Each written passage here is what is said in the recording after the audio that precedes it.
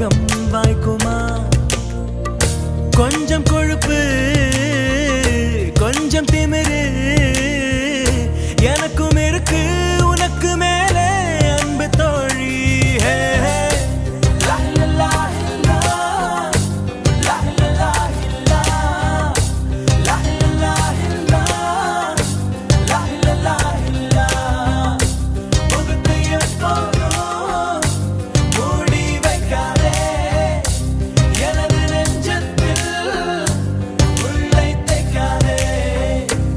அரபு நாடே அசந்து நிற்கும் அழகியா நீ, ஒரு துக்கவிஞன் உமர் கயாமின் கவிதையா.